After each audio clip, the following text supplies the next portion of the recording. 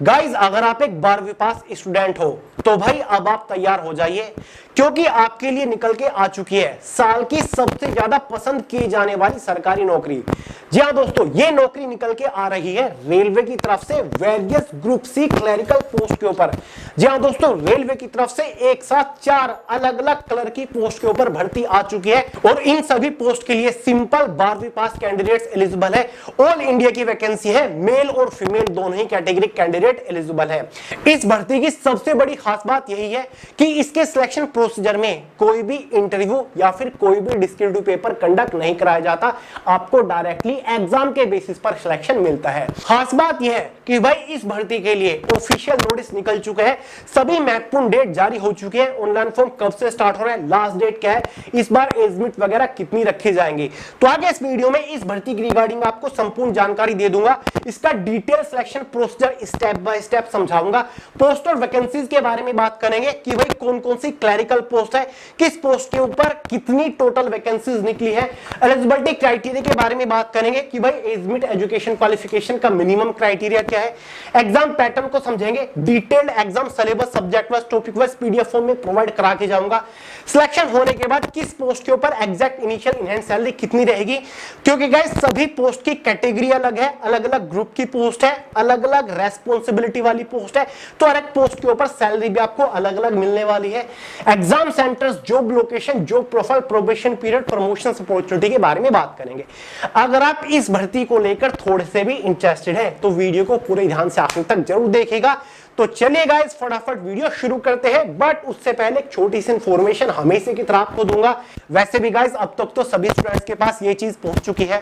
Guys अगर आप किसी भी छोटे बड़े कॉम्पिटिटिव एग्जाम की तैयारी कर रहे हो और जीएस आपके आड़े आ रहा है तो भाई पेश है आपके लिए जीएस बॉम्ब, जो कि जनरल अवेयरनेस की सबसे सर्वश्रेष्ठ एक ई बुक है, जिसको आप अभी फोन के अंदर डाउनलोड करके पढ़ना शुरू कर सकते हो, जिसके अंदर डिफरेंट कॉम्पिटिटिव एग्जाम में सबसे ज्यादा बार जीएस के पूछे जा चुके क्वेश्चंस वन लाइनर फॉर्मेट में सॉल्यूशन के साथ कवर कर रखे हैं। गाइस अगर आप इस ई बुक को सिर्फ एक बार अच्छे से पढ़ लेते हो ना, किसी भी एग्जाम में इससे बार एक भी क्वेश्चन नहीं बनेगा और हर एग्जाम में जीएस के चित्र उड़ा जाओगे, ये मेरी गारंटी है। तो गाइस लिंक डिस्क्रिप्शन बॉक्स में तुरंत डाउनलोड करिए और नेक्स्ट लेवल की तैयारी शुरू कर दीजिए। तो गाइस मैं बात कर रहा हूं रेलवे की तरफ से आने वाली नॉन टेक्निकल पॉपुलर कैटेगरी की वेरियस क्लरिकल पोस्ट के बारे में। इस बार सभी क्लरिकल पोस्ट के ऊपर 12वीं पास वालों के लिए टोटल 3050 वैकेंसीज निकल के आई हैं।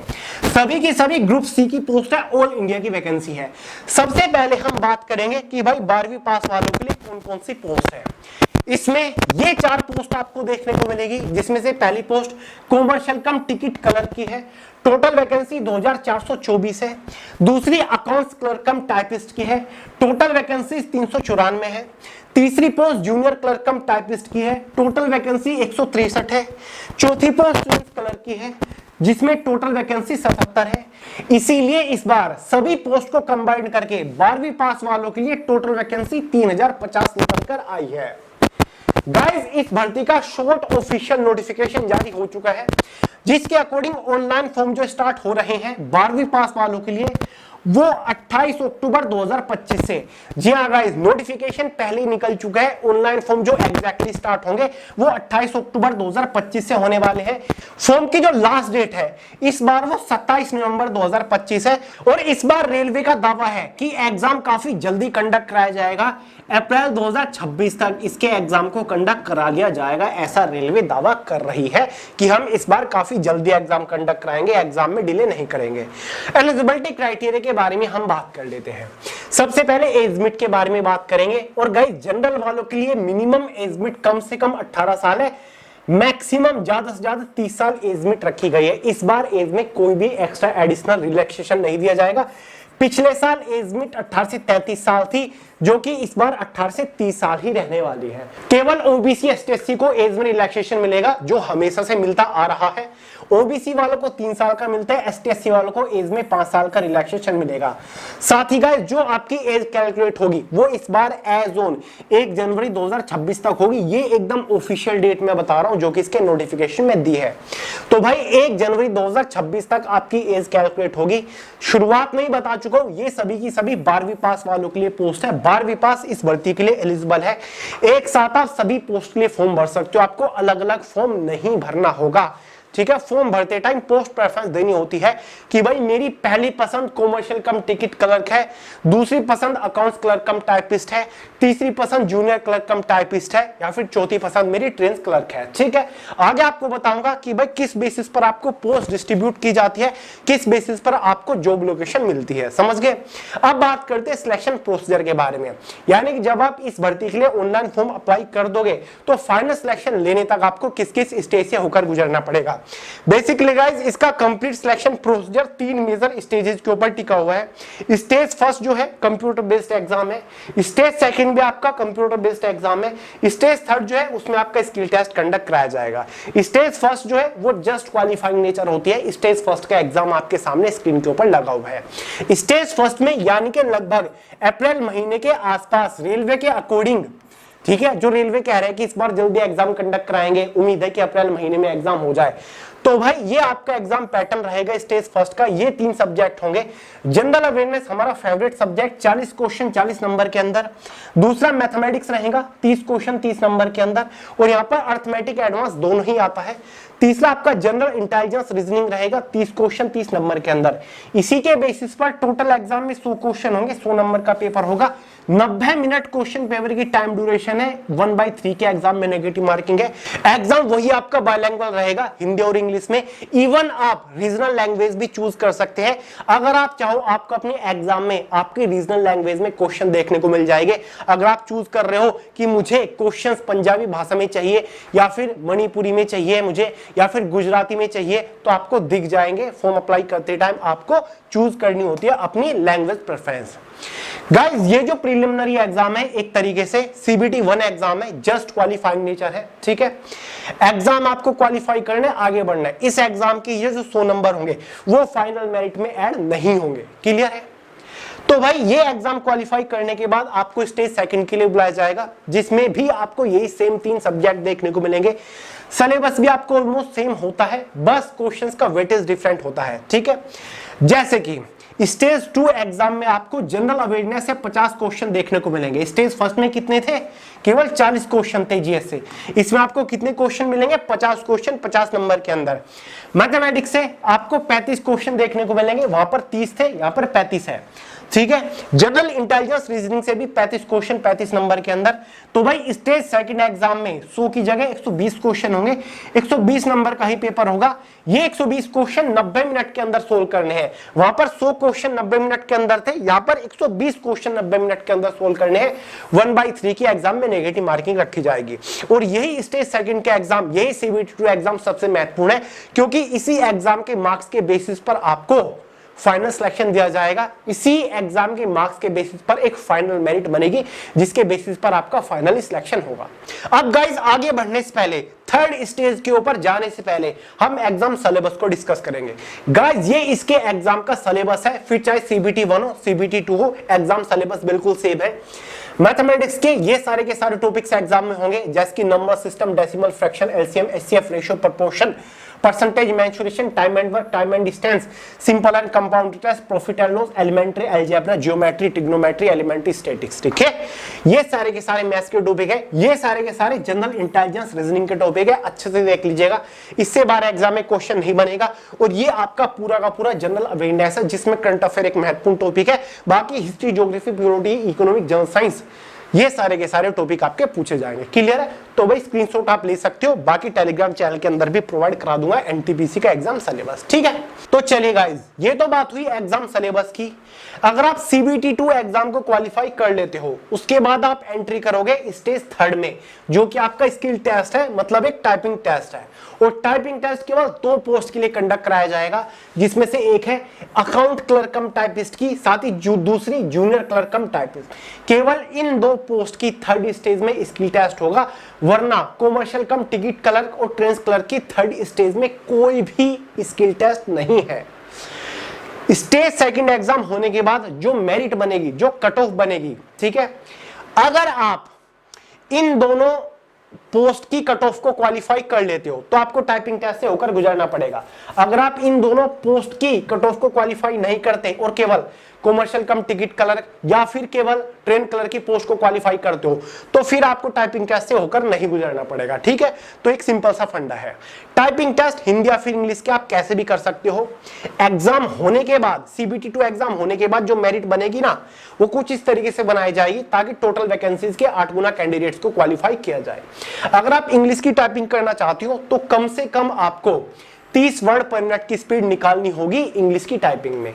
अगर आप हिंदी की टाइपिंग करना चाहते हो, जो कि आपकी चॉइस के ऊपर डिपेंड है, कोई भी कर सकते हो, तो आपको 25 वर्ड पर मिनट की स्पीड निकालनी होगी। पर्सनल कंप्यूटर के ऊपर टाइपिंग होगा, ना कि टाइपराइटर के ऊपर होगा। क्लियर है? तो typing test just qualified nature है, इसके लिए आपको कोई भी एक्स्ट्रा एडिशनल नंबर नहीं दिया जाएगा, ठीक है guys.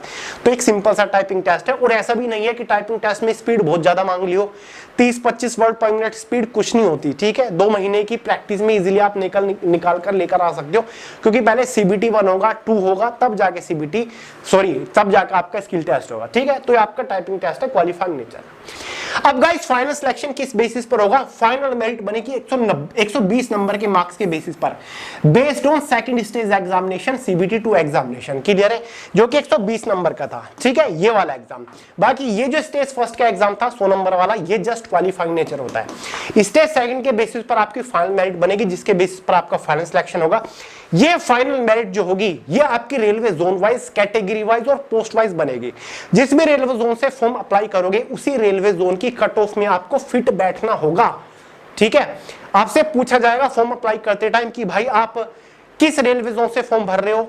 Railway zone Prayagraj, Gorakhpur, ठीक है, पटना, सिकंदराबाद, बिलासपुर, दिल्ली, चंडीगढ़, इस तरीके से पूछा जाता है, ठीक है।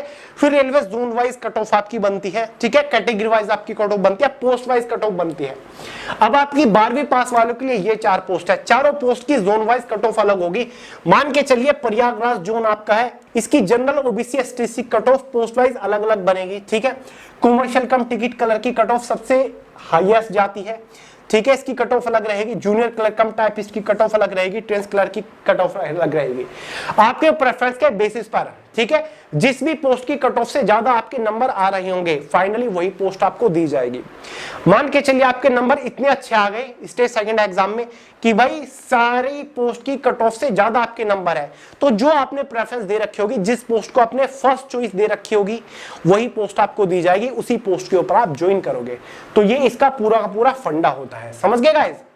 अब बात करेंगे सैलरी स्ट्रक्चर के बारे में कि भाई सैलरी वगैरह कितनी मिलेगी, उसके बाद देखेंगे हम यहाँ पर फॉर्म फीस वगैरह कितनी होती है।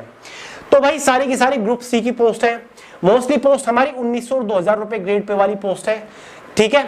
लेवल 3 की भी पोस्ट है, लेवल 2 की भी पोस्ट है। लेवल 3 की पोस्ट कॉमर्शियल कम टिकट कलर की है, बाकी सारी की सारी पे लेवल 2 की पोस्ट है, ठीक है। जो लेवल 2 की पोस्ट है उनका बेसिक पे 19,900 है, लेवल 3 की जो पोस्ट है 21,700 है, ठीक है। तो जितनी भी हमारी लेवल 2 की पोस्ट है, लेवल 2 की पोस्ट कौन कौन सी है एक बार और आपको दिखा देता हूं। ये आपकी लेवल 2 की पोस्ट है, ये भी L2 अकाउंट्स क्लर्क कम टाइपिस्ट लेवल 2, ठीक है, 1900 रुपए ग्रेड पे। जूनियर क्लर्क कम टाइपिस्ट और ट्रेन क्लर्क, ये सारी की सारी लेवल 2 की पोस्ट है हमारी की, ठीक है। तो इन पोस्ट के ऊपर तनख्वाह शुरुआती आपकी 38 से 40,000 रुपए महीना के आसपास रहेगी, ठीक है। अब तो 40 रहती है क्योंकि इसमें आपको कुछ एक्स्ट्रा एडिशनल अलाउंसेस बोनस भी मिलने शुरू हो गए। बाकी गाइस बात करें लेवल 3 पोस्ट के बारे में, जो कि कॉमर्शियल कम टिकट कलर की है। इस पोस्ट के ऊपर शुरुआती सैलरी 45 से 40,000 रुपए महीना रहती है, फाइनल सैलरी 84,500 से ज्यादा होती है, ठीक है। तो सैलरी आपकी काफी बढ़िया है। जॉब प्रोफाइल, काम क्या करना पड़ेगा गाइस, सारी की सारी क्लरिकल पोस्ट है। हर एक पोस्ट के ऊपर सिलेक्शन होने के बाद क्लर्क का काम करोगे। ऑफिस सेक्शन की जॉब है, mostly computer based, computer related आप काम कर रहे होंगे। मोस्टली किसी भी पोस्ट के ऊपर ज्यादा आपका फील्ड ड्यूटी या फिर फिजिकल ड्यूटी नहीं है, सारी की सारी क्लरिकल पोस्ट है। ऑफिस सेक्शन के अंदर बैठकर कंप्यूटर बेस्ड, कंप्यूटर रिलेटेड काम कर रहे होंगे। जॉब लोकेशन, जिस भी रेलवे जोन से आप फॉर्म भरोगे उसी रेलवे जोन में आपकी पोस्टिंग होगी। मान के चलिए आप सिलीगुड़ी से फॉर्म अप्लाई कर रहे हो तो सिलीगुड़ी रेलवे जोन में आपकी पोस्टिंग होगी। पटना जोन से फॉर्म डाल रहे हो पटना जोन में होगी। दिल्ली से डाल रहे हो दिल्ली में, प्रयागराज वालों की प्रयागराज में। तो जो भी रेलवे जोन आप चूज करोगे उसी में आपकी पोस्टिंग होने वाली है। Exam centre all over India में रहेंगे, आपको अपने होम स्टेट में आसपास के शहर में भी एग्जाम सेंटर देखने को मिल जाता है। समझ गए गाइस? तो ये इस भर्ती का पूरा फंडा है। इस भर्ती का ये शॉर्ट नोटिफिकेशन ऑफिशियली जारी हो रखा है, जिसमें आप क्लियरली देख सकते हैं non technical popular category under graduate यानी कि 12वीं पास वालों के लिए जो ऑनलाइन फॉर्म स्टार्ट हो रहे हैं वो 28 अक्टूबर 2025 से हो रहे हैं, लास्ट डेट 27 नवंबर 2025 है। टोटल वैकेंसीज जो यहां पर दे रखी है 12वीं पास वालों के लिए वो आपकी 3050 दे रखी है। समझ गए गाइस? ऑनलाइन फॉर्म भरने के लिए जो फीस चार्ज करी जाती है जनरल ओबीसी ईडब्ल्यूएस वालों से शुरुआत में 500 रुपए फीस चार्ज की जाएगी। हालांकि सीबीटी 1 एग्जाम होने के बाद 500 में से 400 आपको रिफंड कर दिए जाते हैं, तो कुल मिला के 100 रुपए ही आपकी फॉर्म फीस होती है। एसटी एससी पीएच फीमेल से शुरुआत में 250 रुपए चार्ज की जाती है। सीबीटी 1 एग्जाम जब आप दे दोगे तो 250 के 250 आपके अकाउंट में वापस रिफंड कर दिए जाएंगे। तो फॉर्म अप्लाई करते टाइम देखिएगा कि भाई जब अगर आप कहीं बाहर साइबर कैफे वाले से फॉर्म अप्लाई करा रहे हो तो अपना ही अकाउंट नंबर वहां पर दे ताकि आपके अकाउंट में पैसा वापस आ जाए। ठीक है, तो चलिए गाइस, इस भर्ती के रिगार्डिंग उम्मीद करता हूं सारे डाउट्स आपके क्लियर हो गए होंगे। अगर फिर भी कोई डाउट है, सवाल है तो कमेंट करके पूछ सकते हैं। कमेंट का आंसर करने की पूरी कोशिश करूंगा। तो भाई इस वैकेंसी के लिए ऑनलाइन फॉर्म स्टार्ट जस्ट होने ही वाले 28 अक्टूबर से। तैयारी अभी से शुरू कर दीजिए। जिन लोग को 2024 में मौका नहीं मिला था या फिर 2024 की भर्ती से निकल चुके हैं, कट ऑफ में नाम नहीं आया, मार्क्स अच्छे नहीं थे, तो भाई वो इस भर्ती की तैयारी शुरू कर दो। एनटीपीसी की नई भर्ती आ चुकी है, 12th लेवल की भर्ती है, ग्रेजुएट लेवल का भी अलग से नोटिफिकेशन निकलेगा। पहले मैंने आपको 12th लेवल वालों के का डाउट क्लियर किया, क्योंकि ज्यादातर 12वीं पास वाले लगातार कह रहे कि भैया 12वीं पास वालों के लिए सरकारी नौकरी लेकर आओ। तो यार इतनी बढ़िया सरकारी नौकरी है तो तैयारी करिए, और इस बार अलग ही मजा रहेगा। ठीक है, क्योंकि कंपटीशन पिछले साल के मुकाबले कम रहेगा। तो चलेगा, इस वीडियो में इतना ही था। पसंद आए तो लाइक करेगा, दोस्तों के साथ शेयर करेगा, चैनल को सब्सक्राइब करना मत भूलिएगा। मिलते हैं अगली वीडियो में बहुत ही जल्द, तब तक के लिए जय हिंद।